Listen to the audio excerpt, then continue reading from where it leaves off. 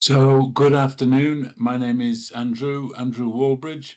I'm here to talk to you about why I believe that leader development is much more relevant today than leadership development. And I'm going to talk to you, and part of this is around giving you a distinction about what leader development is over and above leadership development. And then I'm going to look and talk about how I do that. So people don't follow you because of your skills. They follow you because of who you are and what you stand for.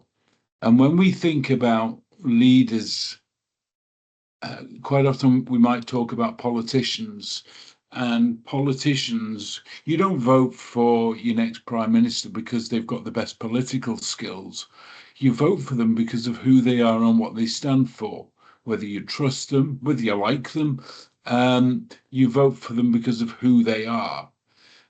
And we've seen in organizations on a couple of occasions where people have been employed not because they've got the best skills for the job. In actual fact, Howard Schultz, one of the founding fathers of Starbucks, was more than once brought back out of retirement to come and run Starbucks again, not because he knew coffee operations better than anybody else, because really for Howard, it was about what he stood for. And he stood for healthcare for all employees, whether full time or part time, way before that became popular. And even against, in the face of um, other people at Starbucks saying, you can't do that, we can't afford that, we can't afford to provide healthcare to all part time staff. But he stuck to his guns and he went and did it. So it was more about who Howard is and what he stood for, which is why they brought him back. In the book, Leaders Labyrinth, Ethan is trusted to run the business not because he knew the business better than anybody else, because he didn't, but because of what he sacrificed to make sure that GT, this is a chain of restaurants, GT became successful. And he made a couple of big sacrifices to make sure the company grew and prospered. So the distinctions there talk about leadership development, about building skill. Most leadership development programs talk about goal setting, performance management, feedback, coaching, and so on and so forth. But they don't develop the person. That's just a bunch of skills. Whereas leader development builds the people, so you end up developing people who others would follow willingly. And that's the important bit. On the back of that, I developed what I call the 6 principles. And it's because when I was starting out in my career, like 100 years ago, I learned to lead way before I learned to manage. And actually, as a manager, I was pretty darn poor. But as a leader, I was pretty good, but I learned it through experience.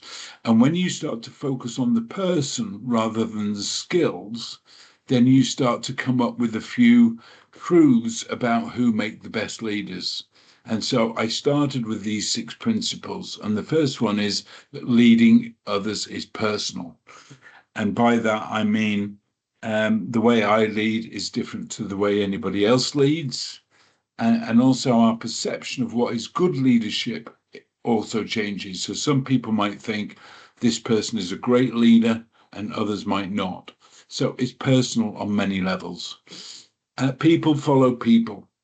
And it's the same with the politicians. You don't vote for a prime minister because of their skills. You vote for them because they're the person that you kind of think could do a good job. But it's subjective. But people follow people. So as a leader, you best show up as one. So showing people who you are over and above your labels, your job title, and so forth. The third one is leadership usually emerges in times of change or ambiguity or crisis. Going way back to the 16th century, Machiavelli talked about this quite a lot, that actually leadership was about maintaining the direction that you wanted to take when all around you things are changing. Business as usual, that's a management task. That's about measurement, that's about control. But leadership is that, when things change or things get a little bit unsettled or ambiguity starts to set in, somebody needs to provide that sense of direction. And that's the job. That is the only job of a leader. Now, it could be argued that there are other jobs of leaders, like leaders make more leaders. So a good leader would create more leaders, but actually the prime function of leadership is to provide direction when all around you lies change, ambiguity. The fourth principle is leading is a contact sport. And by that, I mean, you need to build connections with those people that you intend to lead.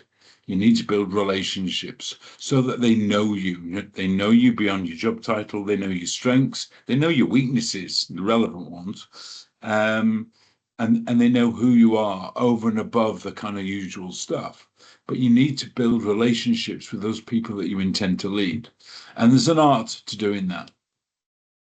The fifth is the job of a leader is to set direction and then let go. Let other, you employ however many people that you employ them to do a job. You employ them to do stuff that they are good at. Well, let them get on with it. Now, and quite often this is where lines get a little bit blurred, because you set direction and you may not let go, because you may then have to change your role from one of leading to one of managing. So that was breaking tasks down into bite-sized goals or SMART goals. It may be that there's some work that you need to do as an individual manager. So you're not going to be leading all the time. Once you've got that clarity of direction, then there's work to be done. There are tactics to employ in order to execute the strategies that you've decided are appropriate. And then the final one, the only tool in your toolbox is the ability to communicate well. So as leaders, people leaders, it's very personal. So you can't kind of take a model and it's one size fits all. That doesn't work. People need to show up as themselves. I don't like the word authentic, but I'm going to use it. Leadership needs to be ready for change and ready to execute in times of change or crisis. Leaders using communication tools need to both create relationships with those people that they intend to lead, and they need to be able to set, then they need to set direction and then get out of the way, basically. So as I was saying, when I learned to lead, I started managing people when I was 18 years old, 14 years ago, I wish. But I learned through my own experiences. And so when I was building the Labyrinth, so the Labyrinth is basically both a book, a program, and a point of view. That's what the Labyrinth is, because it's a journey. And I wanted to kind of provide that sense of journey. And when I built the Labyrinth as a course, I didn't want to have theories in there. I didn't want to have necessarily skills in there.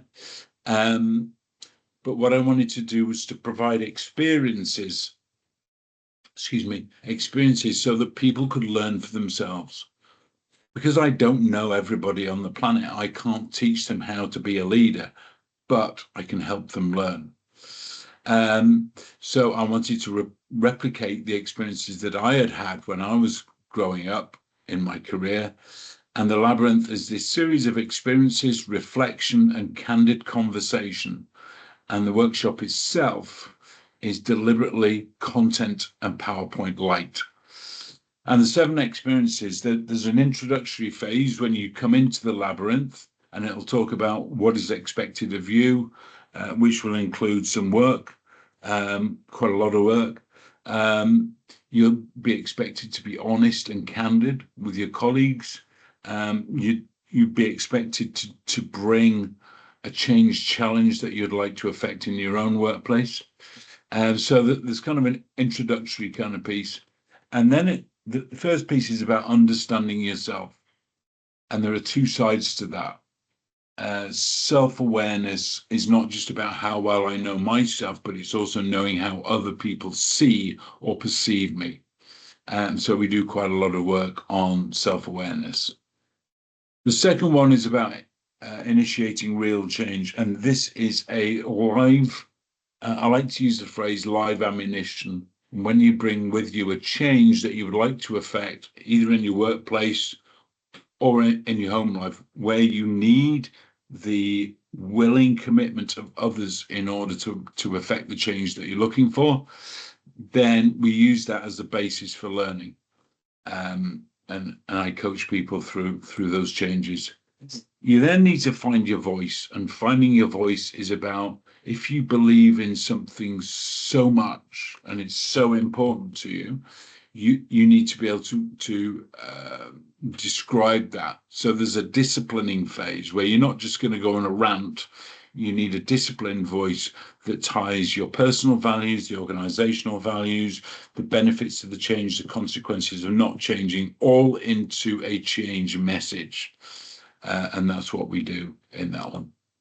You then need to build credibility and earn trustworthiness from those people that you intend to lead. So there's a big section on that one.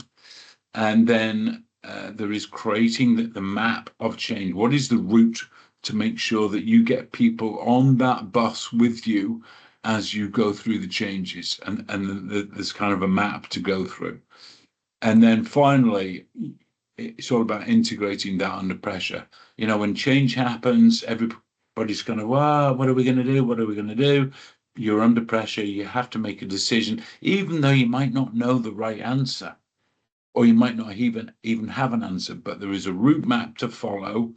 And then you need to integrate all of those things that we've been talking about: yourself, your trust, your credibility, the change that you're trying to affect. You need to integrate all of that under pressure and deliver it. And we do that in the seventh event. So I say seventh event because there are two ways into the labyrinth. One is you can join the labyrinth as a 4 or 5 day workshop. And I say 4 or 5 because some organizations like to take longer.